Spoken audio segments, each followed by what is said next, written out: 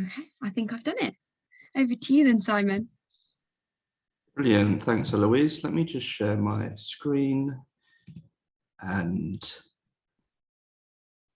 yeah, I might need to move you can move the little videos in the top right if you want to see what I'm written down on the slides, so a little pro tip there.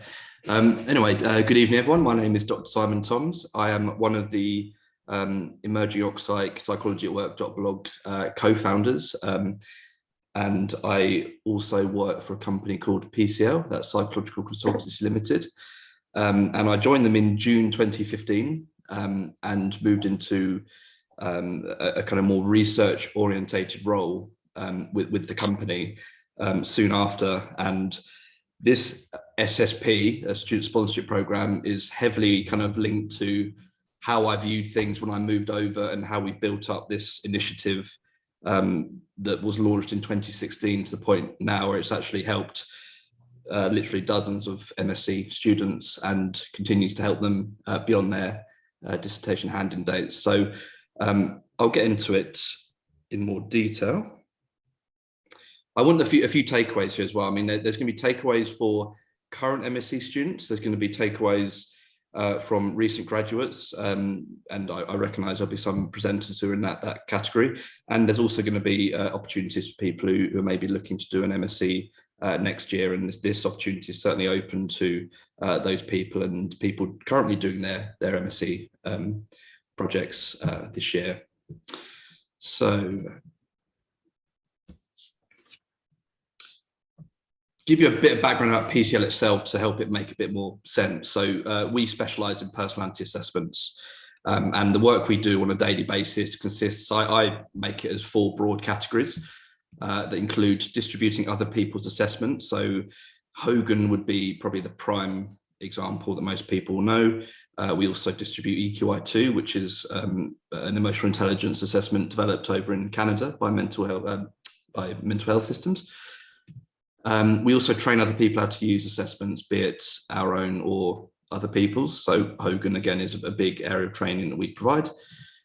We engage in consultancy projects and have done for many years. We were launched in '92. I think we lay claim to being the first business psychology consultancy in the UK. So we've got a kind of long background of working with lots of companies. And then the fourth and crucial area in relation to what I'm talking about here is that we publish our own assessments. This point requires us to do several things as a company, specifically around ongoing research, validation and product development of the psychometrics that we ourselves publish.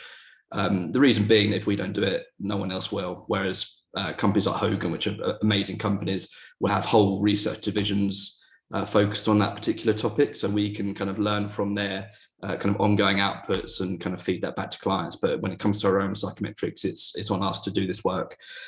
So I joined, as I said, in June 2015, moved into this role fairly quickly in terms of research. It aligned with my background in academia. I've got a PhD in Oxide and kind of wanted to develop the more commercial mindset without losing touch with that kind of academic background. So this role was quite a nice kind of middle ground between the two areas.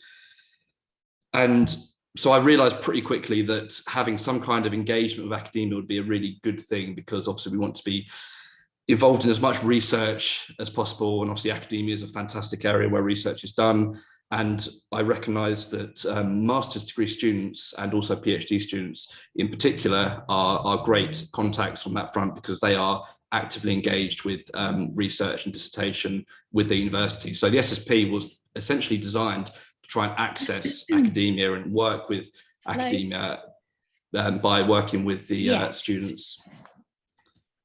Anyway, so hello, it might be you. Okay, I think I stopped.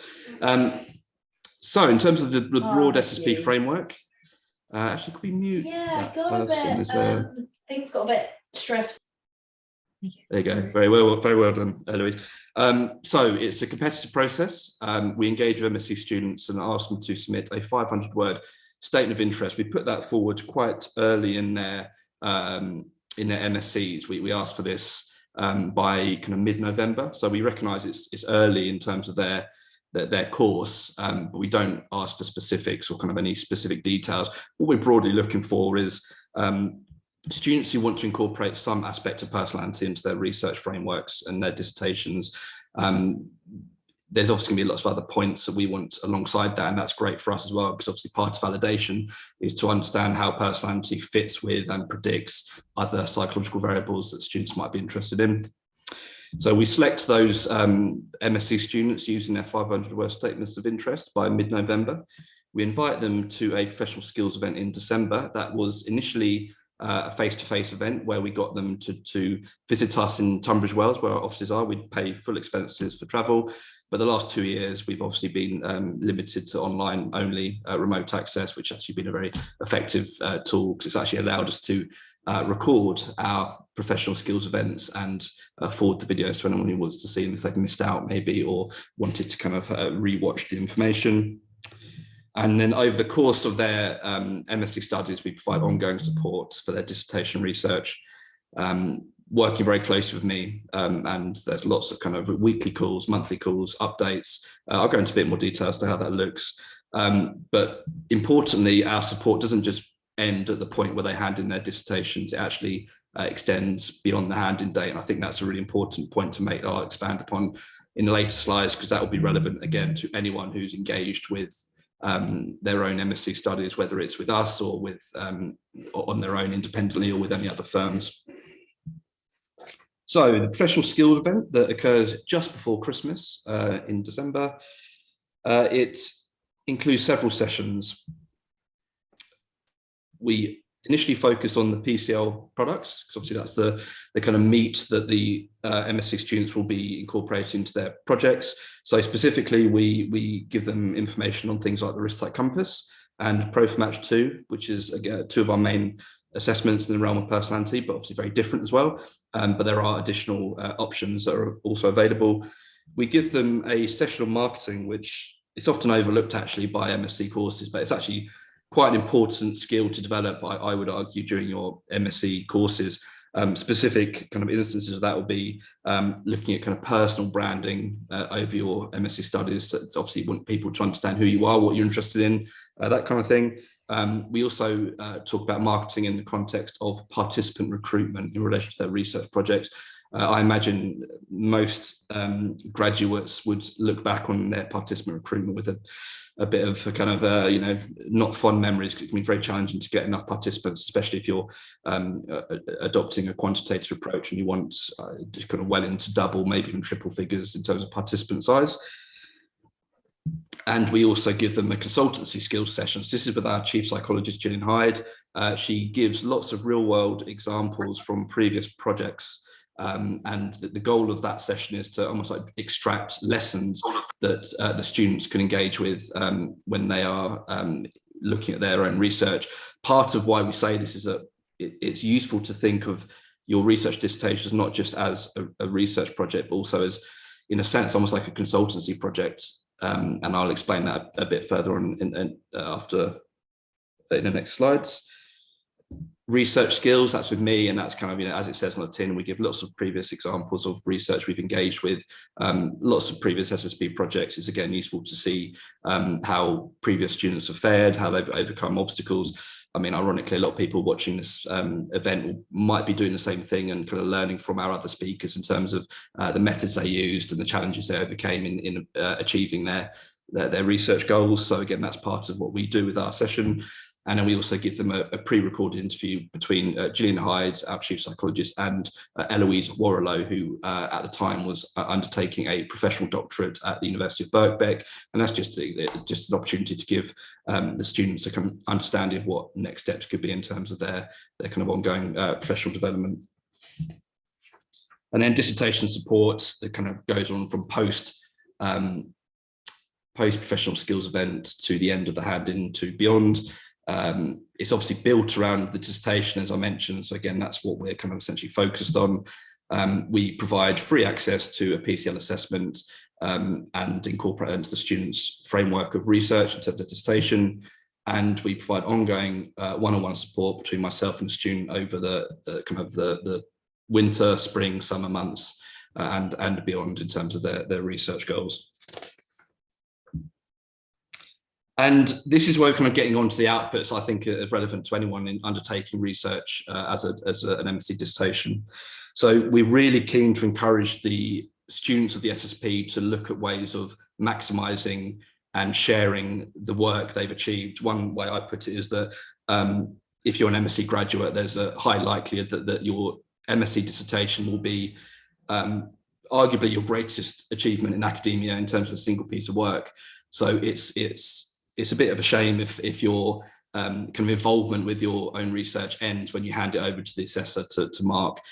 We would argue that you should look to do as much beyond that as possible. And this is, again, this event is a great example of that. The speakers that we're going to be seeing later on in the session are doing precisely that. They're speaking about their findings and disseminating what they found, and that's a way to do it, I would say. And I think too many MSc graduates don't make use of that opportunity. In terms of specifics, conference presentations, unfortunately, they've died a death from early 2020, but they're coming back, hopefully. I mean, we were hoping to run EWOP 2021 in January 2022, as in last month or last January, that would have occurred in Glasgow, and that unfortunately fell apart due to the Omicron variant spreading. But I'd like to think that's hopefully going to be the last major event that's kind of completely wiped out by COVID. Moving forward, there may actually be options for you to engage in and present your research. Future events off the top of my head will include the Division of Occupational Psychology. Their annual event typically runs in January, which means that you'd look to submit your work, I think typically August time. So if that goes ahead, that's an opportunity for anyone on this session or anyone watching this to look at. And there's also going to be the next EWOP event that hopefully will take place, and that will be May 2023, based in Poland. But there's lots of other opportunities for events, and they might also be kind of industry focused events, not necessarily kind of occupational psychology focused events.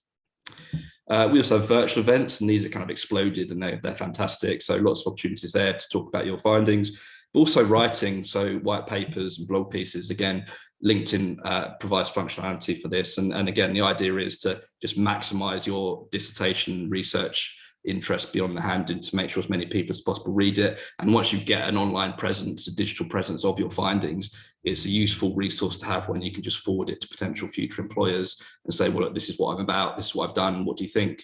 Which is obviously something that can't be done if you've not uploaded it, or if you give them a PDF of a 10,000 word dissertation, you're probably not getting many people reading that cover to cover. You want to work out ways of disseminating information a bit more quickly and much more streamlined.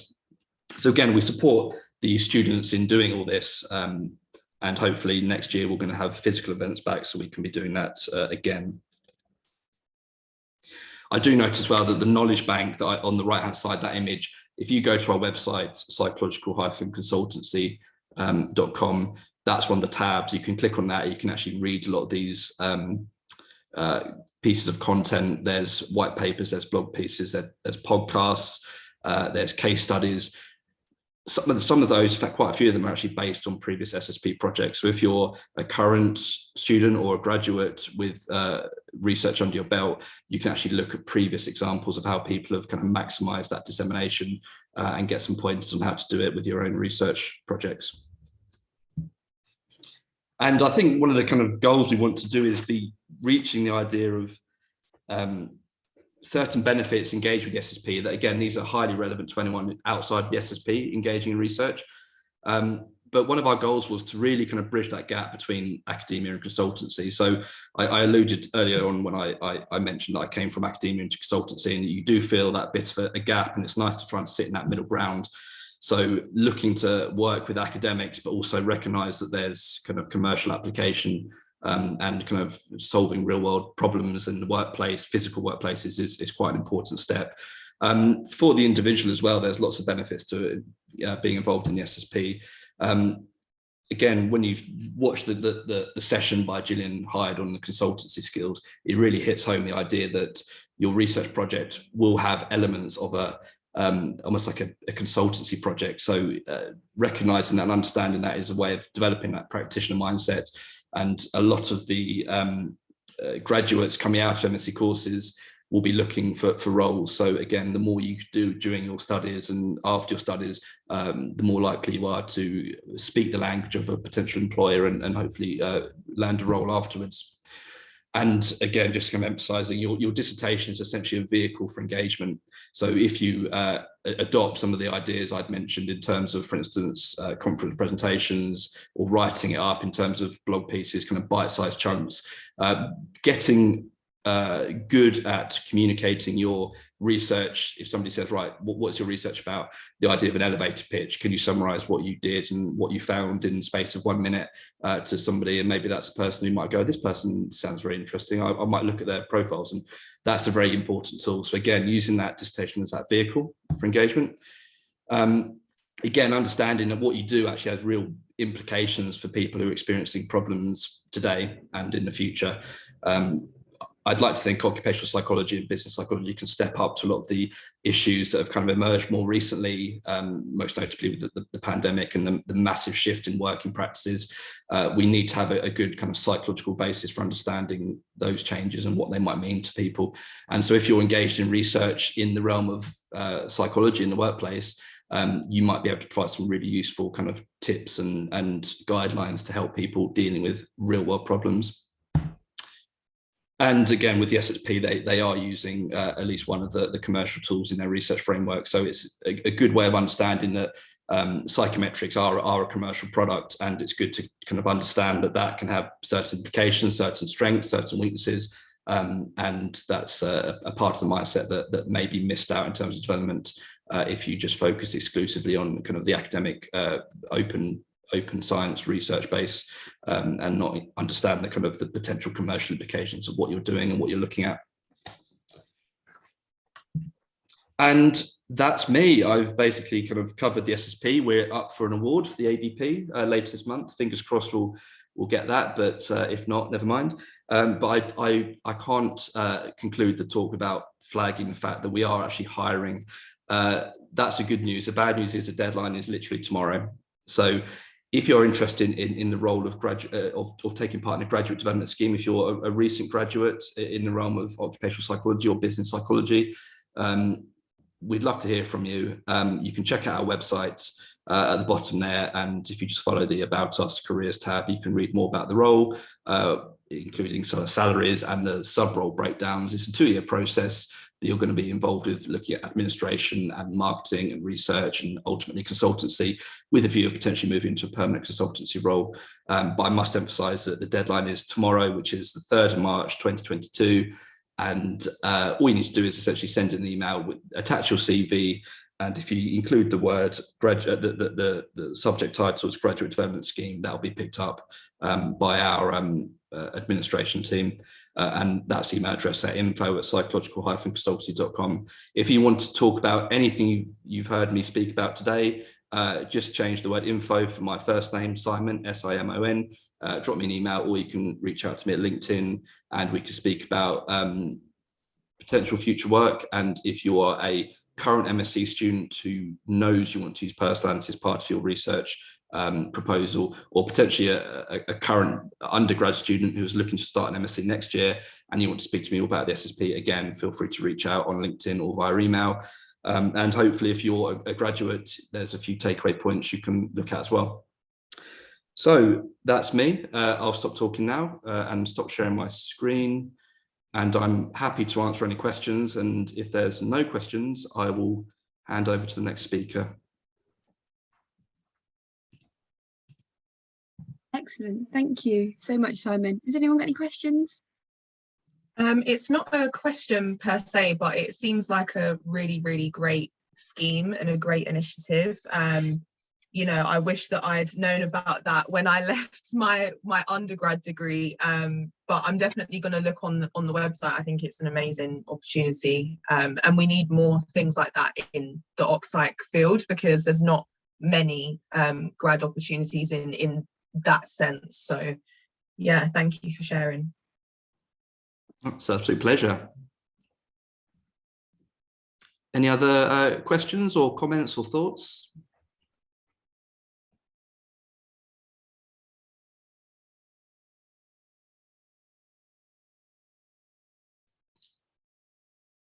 Great.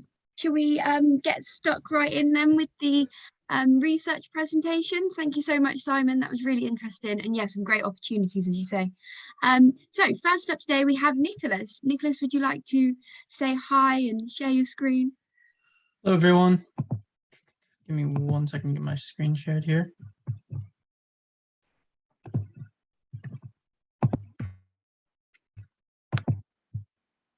Can everyone see that okay? Yeah, I can see it. Perfect. Like I said, I'm Nicholas. I just graduated from UCL with a master's in industrial organizational and business psychology. I did my master's on exploring the advantages and disadvantages of working from home during the COVID-19 pandemic, looking specifically at what managers could do to kind of facilitate this working from home setup. So we'll get into that. So kind of for my startup, obviously, when we were all forced to switch to remote working, there was a lot of government guidelines, social distancing guidelines that kind of forced that. So, and forced kind of a more broad move into remote work for everyone in the UK, the United States, and a lot of the rest of the world. Reviewing the literature on remote work kind of gives a very contrasting view on the outcome. So you would have some articles that would talk about a lot of benefits and other articles that were talking about a lot of the disadvantages. So some of that enhanced work-life balance, but increased work, family, and personal life problems, increases in job satisfaction and reduced burnout, but increases in stress and workloads, reduced distractions and enhanced time use, but also increased interruptions from family, and then enhanced teamwork for performance, but decreased knowledge sharing and communication. So that was kind of one of the big things that I wanted to get out of this research, was looking at these advantages and disadvantages a little bit more in depth and seeing if I could parse out or validate some of these previous concerns. Another step was looking at remote management, and when I did my literature review, that there wasn't a lot of studies prior to this period of time that really looked at management in the remote environment, because it just wasn't as popular. So I was forced to utilize like Harvard Business Review articles and some stuff from MIT Sloan to kind of get a little bit of a foundation there. That being said, they had some suggestions, but they had mostly done field or case studies, so there wasn't really a whole lot of validity in this research realm. But some of the suggestions were like establish structured daily calls, provide several different types of communication options in case one goes down, and provide options for remote socialization. So when I delved a bit deeper, there were some research articles that looked at related topics to online management, such as e-leadership, that tended to support the advice of those different journals. And as the foundation for my study, I used self-determination theory. There had been, I think the idea of remote work kind of lends itself really well to applying self-determination theory in general. But when you look at the research, it had already been done several times. People had found that when you increase the level of autonomy in a working space, there's less burnout, less turnover and tension, greater levels of job satisfaction, commitment, and performance. So I felt that that was a strong basis to kind of move forward with my study. As far as participants go, I used 20 people from a convenience sample that I sourced from Facebook.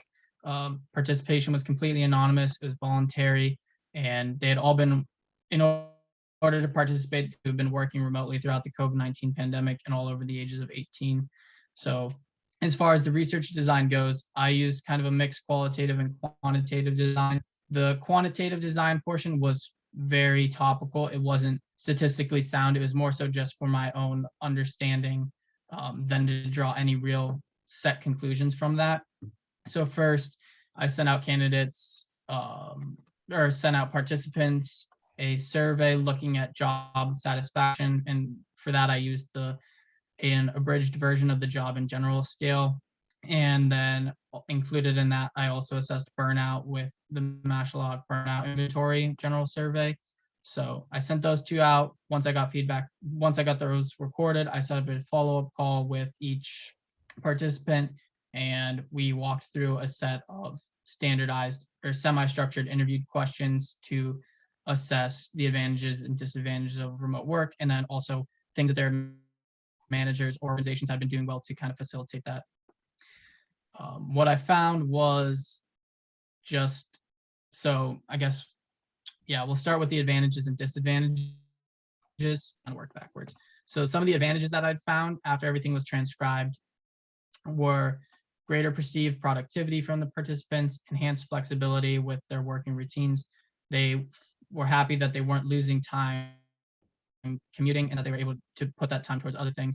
And a lot of people also spoke about relaxed work attire. Some of the disadvantages were role and responsibility ambiguity, lack of efficient equipment, communication barriers, and lack of socialization and feelings of isolations. When I looked specifically at things that management were doing well, and some of the themes that came up were feedback, training, and development, promote employee well-being, foster socialization and team cohesion, continue celebrating, normalizing authenticity and informal interactions, and cultivating supportive relationships. So all in all, when I looked at the job satisfaction and burnout, I found that people tended to have average levels of employee burnout based on other studies using the same metrics, and then but higher levels of job satisfaction, which was promising and support some previous literature. But some key takeaways from the research that I found, or I guess more so suggestions for leadership and managers in remote environments, is to set clear expectations and responsibilities, have clear procedures for each communication medium, so offer lots of them, but also have clear guidelines on which medium is used for which interactions. If organizations are able to provide equipment, or even just to subsidize equipment to get people's office set up the best that they can, to provide prompt and frequent feedback, to model well-being from a manager level, and to also enact things that employees can be doing at home, or initiatives to help them out with that as well. When necessary or when available, to offer opportunities to socialize with your coworkers, whether that's in a remote environment or in person. Also to celebrate and reward, and that when things were in a remote environment, that shouldn't cease. Lastly was cultivate relationships through daily check-ins, but these check-ins shouldn't just be things that are focused just on work. They should also be looking at how that person's doing just more generally, and kind of normalizing authenticity and informal conversations just throughout the work general. So that is that. Any questions? Excellent. Thank you, Nicholas. That was really good. Yeah, any questions from anyone?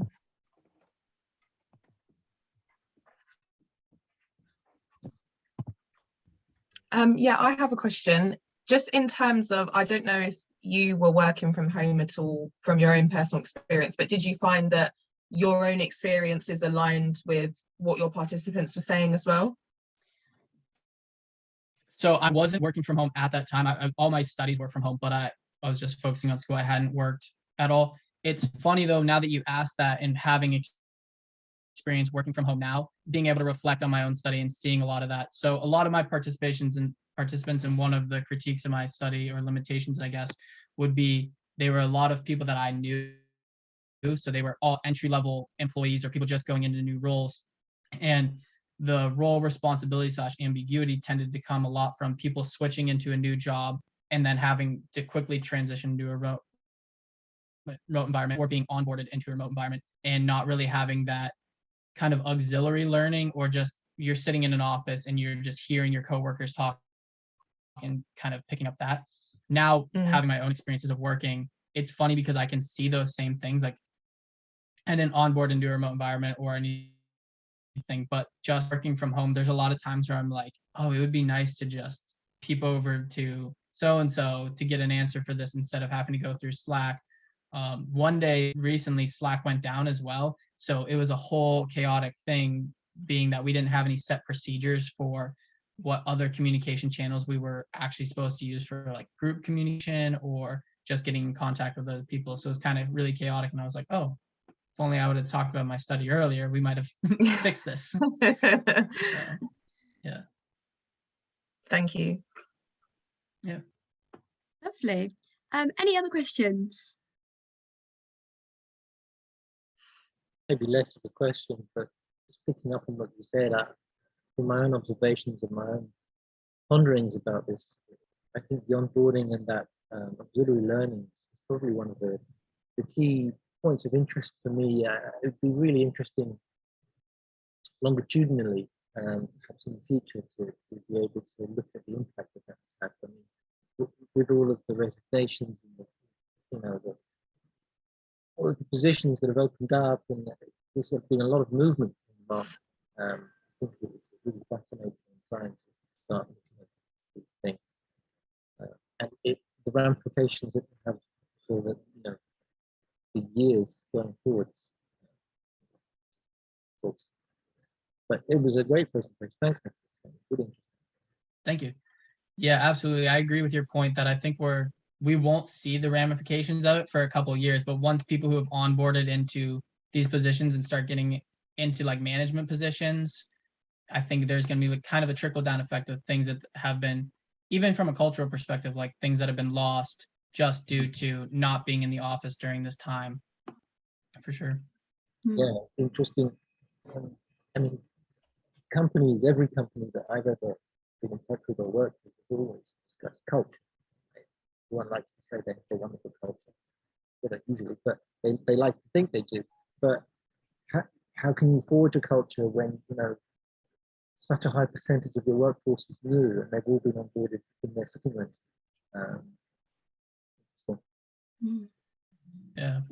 Yeah, and probably not an easy one to study when we're looking at these ramifications a few years down the line. How do you say that's definitely because of COVID, that's definitely because of remote working? How, it's going to be a difficult one to sort of try and pick that out and understand.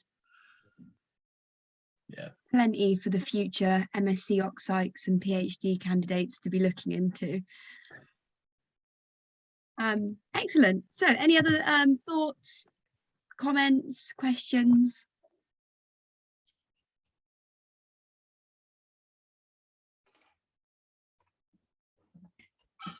Great. And if not, we'll move on to our next presentation then. Thank you very much, Nicholas. Oh, and are you okay for people to reach out to you on LinkedIn if they have any questions or just want to connect? Yeah, absolutely. I have to get running, so I'll drop my LinkedIn in the comments. Excellent. Thank you. Okay, so next up, we're going to have a presentation from Shauna. Do you want to introduce yourself and share your screen? Yeah, of course. Yeah, let me just share my screen now. Please let me know when you can see it. 1 second. Yeah, all good. All good? Okay. Let me just move this. Sorry. Okay, so hi everyone. My name's Shauna Byfield. I recently came to University London. I studied it part-time from 2019 to 21, and that's how I met Nikita, because he delivered a workshop for my class while I was studying there. So glad to be a part of this group and to speak to you all today. So my research project, as you can see from the title, was an exploration of identity, inclusion practices of employers, and the psychological safety of Black people in skilled occupations in the UK. I chose to look into this topic because, especially over the last couple of years with COVID and everything, and with the events that happened George Floyd in 2020, 2020, there's been a lot of talk about race across many organisations. A lot of assumptions exist in the literature that are taken for granted, and one such assumption being that psychological safety is a group level construct, but the literature on psychological safety largely fails to test those assumptions on racially diverse organisations or sample groups. And the limited body of research on that does exist affirms the experience that I've personally seen from my family, from my friends, in that the workplace can be quite a difficult environment for Black people to navigate, especially because, you know, the literature has found that they face significant disparities in the workplace, such as lower pay, higher levels of harassment and bullying, harsher performance evaluations, and higher incidences of disciplinary action. So I wanted to understand how those assumptions of psychological safety actually hold up when examined through a racial lens and an intersectional lens. Now, in the UK, there is a tendency to group all minorities into one group when examining racial disparities, but I think that approach is unhelpful, obviously, because of the nuances in the ways that different groups can experience racism. So for the focus of my project, I focus exclusively on Black professionals. And as you can see here, my objectives were, one, to explore the workplace experiences of Black professionals employed in skilled occupations in the UK. Two, to understand how the inclusion practices of organisations influence their experience of work. And three, to examine how the unique intersections of their identities might impact their psychological safety at work. So I conducted semi-structured telephone interviews with 9 participants who were employed in skilled occupations in the UK, and they were recruited through snowball sampling via an initial contact in my professional network. This contact then passed on the details of my study to a formal network of Black professionals that they were a part of.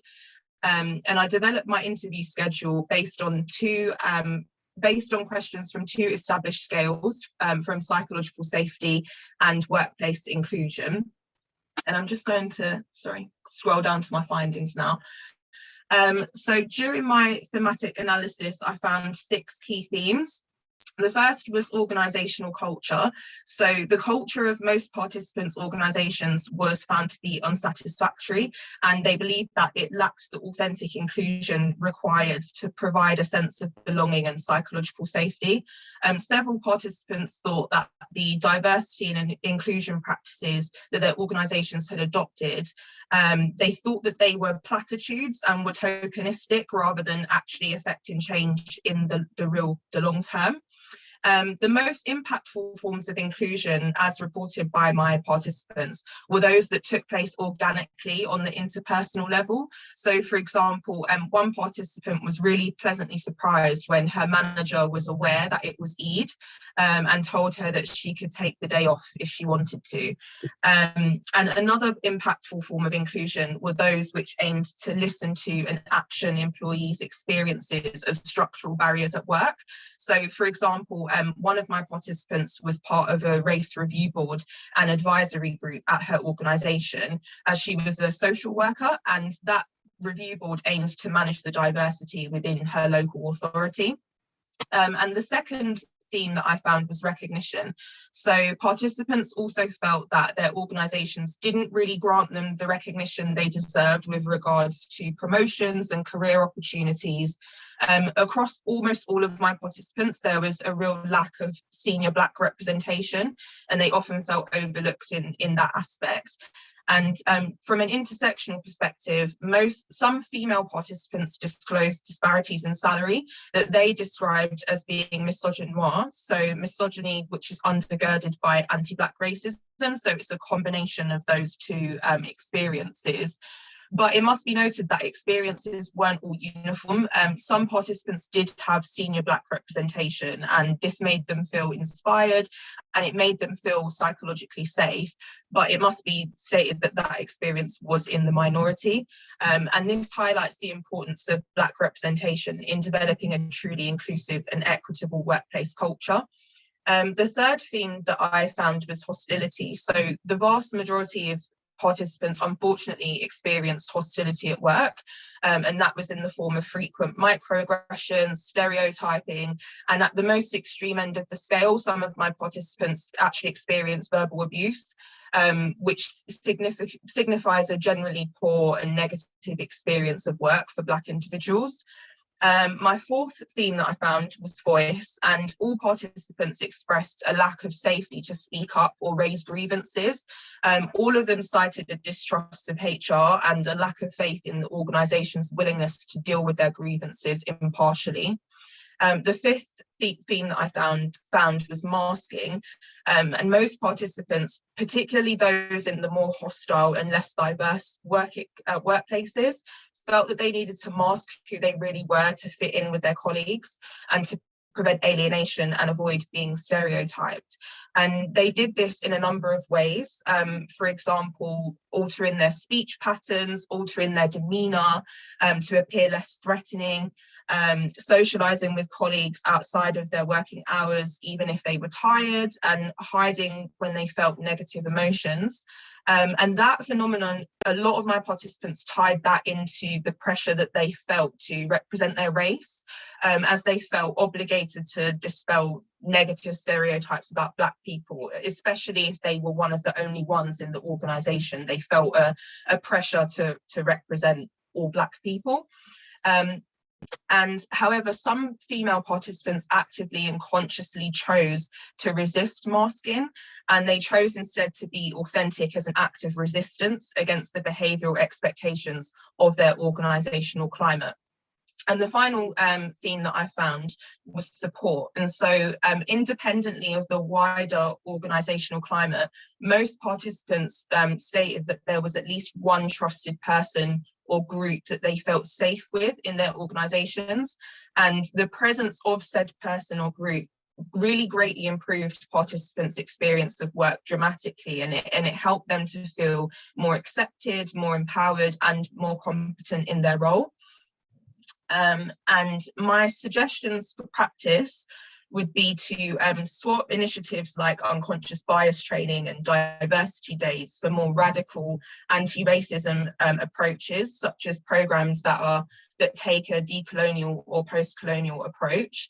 My second would be to create safe spaces where minoritized employees can use their voice without fear of reprisal. The third would be that leadership must visibly sponsor those safe spaces and make tangible structural changes as a result of the insights that they gather from those groups. And to conclude, so the findings of my study supported much of the existing literature on the experiences of Black professionals at work that showed that they faced a challenging and often hostile environment. They supported some of the previous literature on psychological safety, but they challenged the majority, including the assumption that psychological safety is a team-level construct and that it's a necessary prerequisite for voiced behaviour in low-risk occupations. This demonstrates the poor generalizability of the current literature to Black populations, and it exemplifies the issues that arise when you group all ethnic minorities together during research. And it highlights the need to centre individual experiences. And my research aimed to give voice to the complex experiences that Black people face at work, and it highlighted the importance of including historically marginalised perspectives in psychological research and practice. So yeah, that's all from me. Excellent, thank you so much. It was a great presentation. Really really important topics, really important findings, and yeah, you say shedding light to some really quite important stuff. Does anyone have any questions or any reflections? Yeah, that was really great. Thank you so much for sharing that. I was interested, I was thinking, as you were saying, on the masking, it was really interesting. And I wondered if there might have been a correlation, look into the correlation between those who didn't mask and the management representation at a high level, or how that correlates with culture and the leadership within that business. Yeah, I mean, In terms of that, I think because my sample size was so small, I wouldn't really be able to draw any correlations from this research. But what I observed from talking to my participants was that some participants, even though they didn't feel psychologically safe within their organisation as a whole, some people chose not to mask, as because they found it so exhausting. They just kind of reached the point where they were like, take it or leave it, this is how I am, if you don't like me, that's okay. But it doesn't necessarily indicate that they feel psychologically safe. And I think that's where my findings diverge from the literature, because the literature indicates that you have to feel psychologically safe in order to be yourself. But some people didn't feel psychologically safe, but still chose to be themselves because they were tired of masking. And interestingly enough, the only literature that I found that highlighted that, not from a masking perspective, but from a use of voice perspective, was it was Black feminist literature, and it wasn't on the workplace, but it was on it was a study of high school students, and it was a drama workshop that they were doing, and they were using drama to explore their experiences of race and racism in the US. This is where the study was based in. And the researcher found that some of those people, those participants, those high school students that she studied, they used voice even though they didn't feel safe, and it was an act of resistance against the patriarchal hegemony that they were within. But that was the only research that I found, just that one piece of research that even hinted towards the fact that you can use voice without being psychologically safe. So most of the literature that I found didn't support that. It diverged from that view. So I hope that answers your question. Yeah, well, yeah, very interesting. Thank you. Yeah. Hi, first of all, can I say brilliant presentation. You carry yourself exceptionally well, and it came across coherently and impressive. You raised a couple of things yourself, one of which was the challenges of small sample size. And I had intended to ask you about that, but you've already referenced that. And I guess it's really quite hard, and I don't know whether that's a general observation for master students who don't yet have strong networks, to get the sort of size that you would feel ideally comfortable with to draw the conclusions. And I'm just wondering, not really talking about the specifics of that, but just talking about the challenge of that, whether you can just talk about whether you and your fellow students really struggled to get the samples required to do justice, if you like, to the study you were doing. Yeah, I think from my own perspective, I don't know if this is just the case from my course or if this is the case in master's courses in general, but we didn't really get much support by way of recruiting participants. And so, you know, as I mentioned, I had to sort of rely on my own network, which I think was a fairly straightforward process because, you know, I'm part of the Black community, I know Black people, you know, but I wanted to make sure that I was sort of not skewed towards people from London, but you know, unfortunately all of my sample live and work in London, and I understand that the majority of Black people in the UK live in London, but not all of them do. And I think it was quite challenging just from a time perspective, because obviously there are very tight deadlines, tight turnarounds, and I think, you know, I'm a part of various different Black works and things like that, but I think it would have been nicer to have a bit more support, or to sort of have the resources there from you know, from the perspective of my course, to be able to go to my supervisor and say, you know, I'm having some trouble, where can I go? But, you know, I think it's always going to be an issue, getting participants. And I think that's one of the joys of being a psychologist, I guess.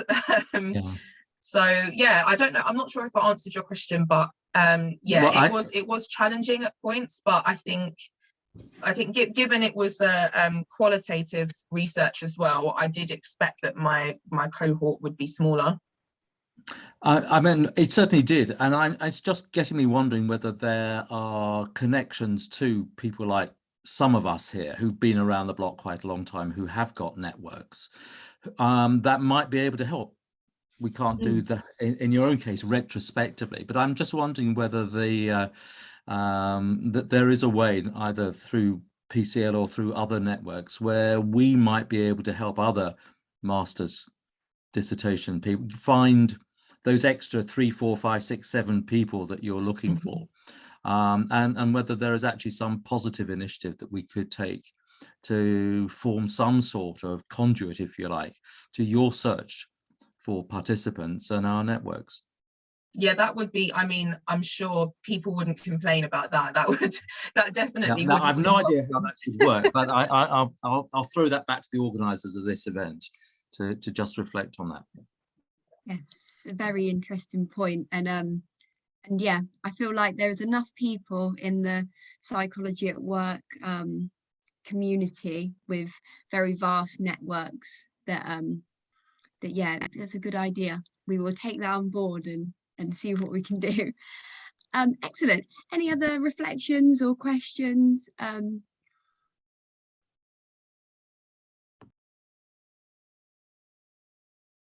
I have a question, if you don't mind. Do you want to specialise in this area? Is this something that you want to move forward with in your career? Well, I'm looking. I've applied to get my chartership. I don't know if I've actually been accepted yet. I'm still in the application process, but in the long term, I would love to go into occupational psychology research or practice. I'm not sure 100% if I would specialise specifically in diversity and inclusion as a field, just because I feel like no matter what I ended up doing, I'd sort of incorporate those learnings into my work anyway, just because being from a minority ethnic background, that is something that is really important to me. So regardless of, you know, what area of occupational psychology I choose to go into, I would always look to specialize and sort of focus on minorities and on women and do things from an intersectional perspective, because I don't think there's enough of that. The field is growing and the focus on it is growing, but I think it shouldn't be its own thing. It should be something that's just incorporated into research in general, if that makes sense. Yeah, absolutely. EDI sits in my team at work, but there's a huge sort of gap with the academic focus and just really applying learning. That was really, really interesting. Amazing. Thank you. Well done. Yeah, I agree with you about EDI. I think that, you know, pretty much every big organization now has an EDI department, or, you know, they have diversity and inclusion initiatives, but I think it needs to move away from, you know, this is a certain team's focus into, you know, how do we incorporate this within our actual business on the day-to-day? Yeah, absolutely. Can I just say something which might be just a little bit controversial here? Which of course, I understand everything you just said and your passions and your focus there, but isn't there a danger of a little bit of stereotyping that you should therefore be interested in those things and therefore you define that field? It seems to me from the professionalism you presented that there is nothing that you couldn't tack in the business psychology field and have an impact on that. If you like, ethnicity ought, in a sense, because it cannot be anything front of mind, but should it define your professional career is all I'm going to leave you with, because I think your capacities, even in the 20 minutes I've seen here, suggest that you could be doing high impact work across the board. Yeah, of course. And I mean, you know, it's the work that I'm doing at the moment, because I work in talent strategy.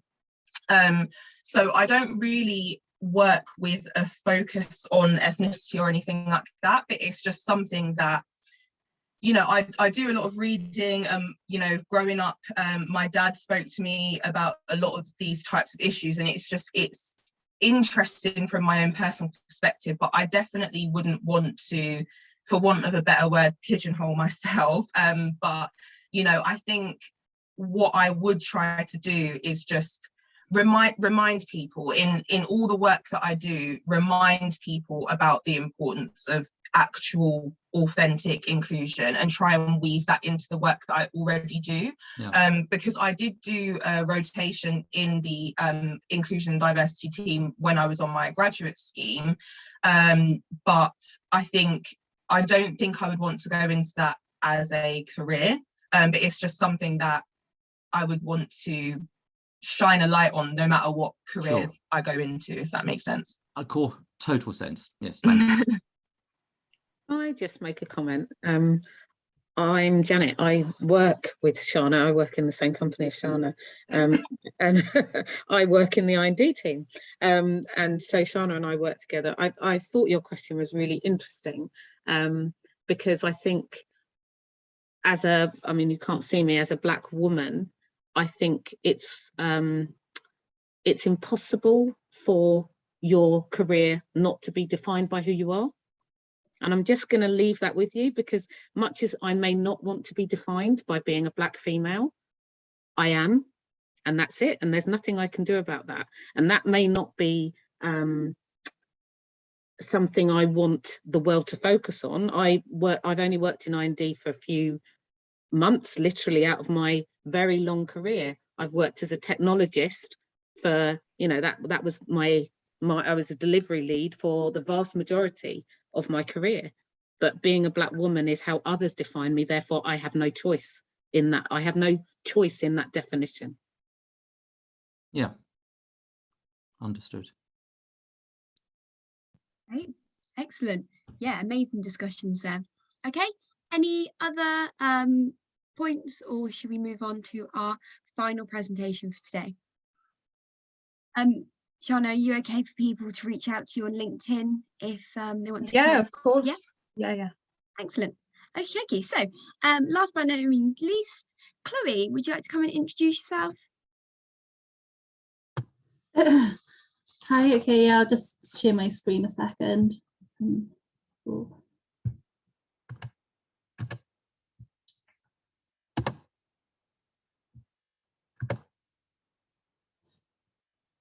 Can everyone see that okay? Yeah.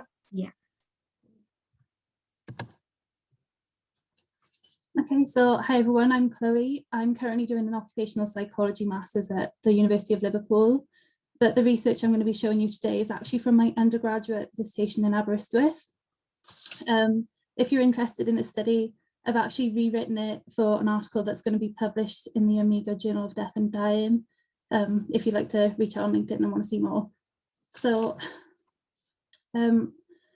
death is quite stigmatized in Western society, and there's a lot of misconceptions, and I think that presents very clearly in the research. If you have a look, there's not much research surrounding hospice staff, especially in the UK, but there's quite a bit of quantitative literature on healthcare, other healthcare settings, and you can see that a lot of like the significance that stress, compassion fatigue and burnout has on the staff, and the like detrimental health implications that it has.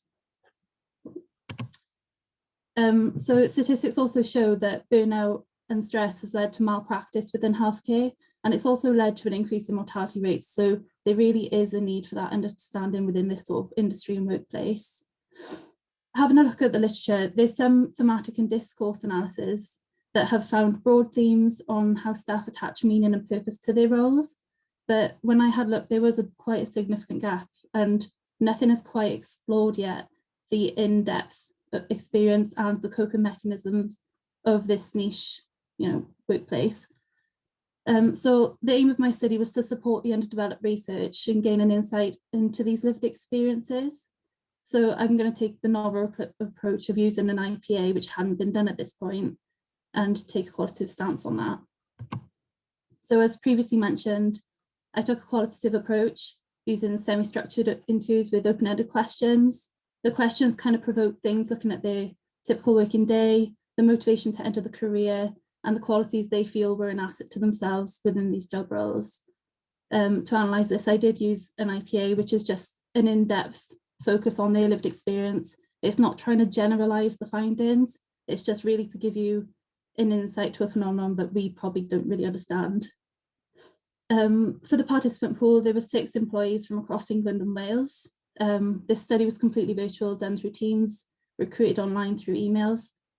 Participants were aged over 18 with a minimum of 1 year work experience directly alongside end-of-life care. I thought it was important to look specifically at employees and not volunteers, because I didn't want any discrepancies in the data, as the experiences might be quite different. So through the analysis, as you can see, I formed 8 superordinate themes. So COVID as a barrier to care delivery, discomfort being key for personal growth, self-preservation as being paramount, psychological impact of hospice environments, the internal conflict surrounding life and death, complexities of a firm belief system, a utopian view on hospices, and colleagues as a pillar of support. So in these themes, participants presented instances of commonality and individuality. And with my approach, all these themes presented themselves with dual qualities, but the conflict between the sub-themes ultimately showed a higher level of relatability. For example, the complexities of a firm belief system theme, participants talked about the power of faith or lack thereof, and ultimately it showed a shared commitment to their moral obligations and the skill of self-reassurance that is honestly quite admirable. So this is quite a whistle-stop tour because it was a very in-depth analysis, but the following quotes kind of depict the lived experiences and show the metamorphic process in which these staff had, from their journey of starting to what they've become today after a couple of years of work experience.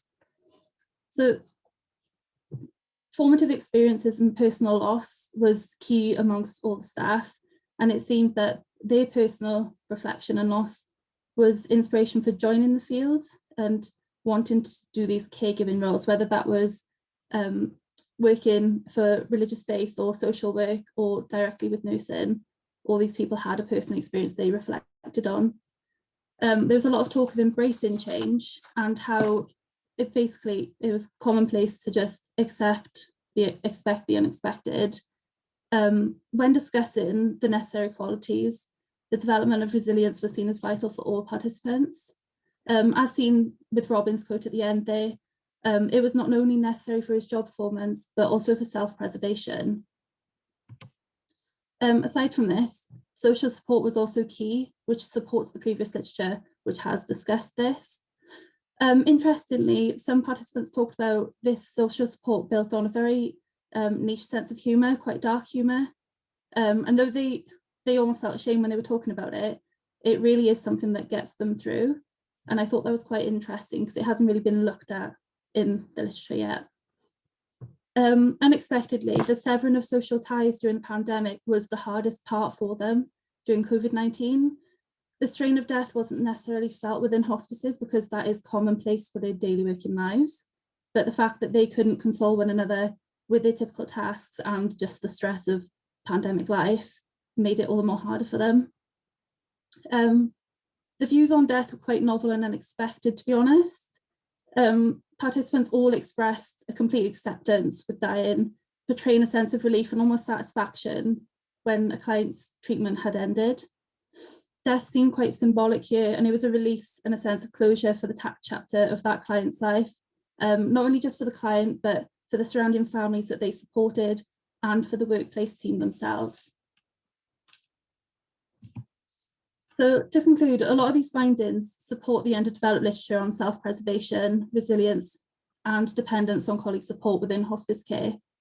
Novel to this study, though, they were views on death and insight to the complexities of client-staff relationships which haven't been explored yet in the hospice industry. I think these provide really good avenues for future research. So with the practical implications, they address the stigma and misunderstanding which we may not get if we weren't to look further into this, and it could inform practices within hospice care on their way of delivering wellbeing interventions. All the participants talked about the dilemma they faced when sacrificing more personal time for these wellbeing events, which seem to be a lot more prevalent post-pandemic, which is good that organisations are taking an interest, but they don't seem to be listening to the employees' needs. In this situation, they would often feel like they needed that support, but had to make the choice of going home after an already very long shift. From an educational perspective, these findings could inform aspiring staff who are currently in training of the reality of their workplace environment, but also inform current staff of the importance of reaching out, networking, making those bonds, because the research in this and surrounding literature shows that that is crucial for their well-being. So given this was conducted in pandemic, it would be interesting to see if there were different themes that would emerge in normality, even though this is the new normal. But, you know, and building on these novel findings, I think it would be interesting to explicitly explore staff perceptions surrounding death within their personal and work lives, as this was such a strong recurrent theme. It could make a study of its own, and it might be interesting to have a look at. I think someone could also look at perceptions of client-staff relationships within a hospice setting, as the study found these to be highly complex and personal, but it was interesting how they contradicted the sub-themes of having to remain objective, having to remain resilient. And lastly, I feel like using quantitative measures would be interesting to objectively see the impact and the relationships we're seeing here through qualitative studies. So for example, team involvement context on hospice staff wellbeing could be an interesting avenue, because there are elements, but nothing has explored things, for example, like sleep quality, which is actually what I'm going to be looking at in my master's thesis. But yeah, thanks for listening. If anyone has any questions. Great, thank you so much for that presentation, Chloe. It was amazing. Has anyone got any questions or reflections? Hi, yeah, I have a question for you, Chloe. I was just wondering great presentation, first of all. And I was just wondering if you would be comfortable to share this. What sort of led you to want to study this? Because it is a really important topic, but it's just not one I personally would have ever thought of. So yeah, what led you to that? Okay, yeah, no, that's a completely fine question. Pre-pandemic, I had a family member go into a hospice, and it was quite a difficult time because during the pandemic they had those restrictions where you were limited to like 2 people visiting and people couldn't say goodbye to their loved ones, but we had a lot of contact with the nurses throughout, and speaking to them honestly just for like general conversation and everything, it made me realize like, wow, there's a lot to address here. So out of interest in the summer before doing my undergrad dissertation, I did a bit of reading and turned out there was a lot to not read. There's a lot of gaps. There's a lot of other healthcare industries that have been looked at, but no one's really focused on hospice staff in that sense. And I just found a big gap that really needs to be addressed. Yeah, I totally agree with that. I think especially as you said with the pandemic restricting people being able to see their loved ones, I think it's something that really came back into the fore, because as you said, in Western society we don't like to think or talk about death and dying, and it is really important, I think, that more research is done on that, because it is a part of life, unfortunately. Yeah, completely. It's really interesting. You look at the studies surrounding death and perceptions of death, and it's a lot of like Eastern culture in Eastern countries. It's really just, it's taboo here, which I think we just need to kind of break down that stigma, because it is something that everyone experiences. You know, It doesn't just go away in the workplace. So yeah, really important. Thank you. Thank you. Great. Any other questions, opinions, reflections?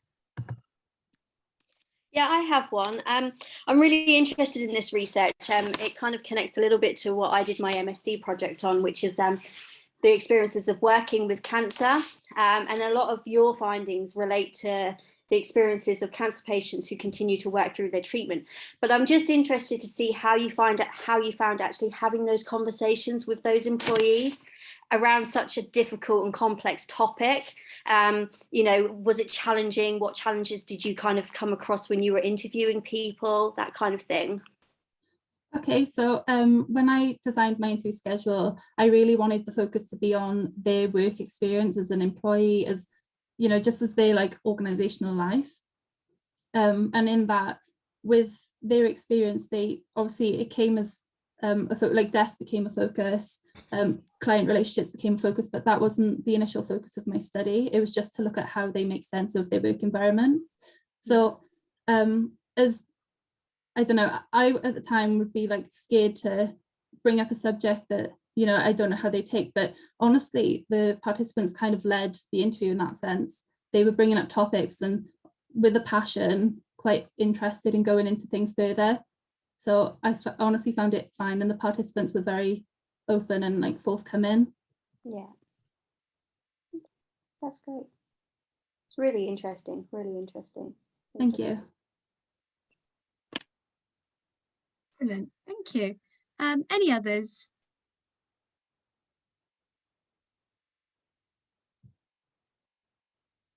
Nope.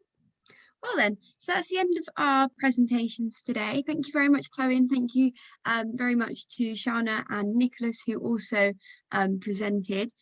As we've been saying throughout, if you would like to connect with anyone, you can pop your LinkedIn in the chat box and then people can connect. So yes, thank you very much for attending. Thank you very much to all of our speakers today.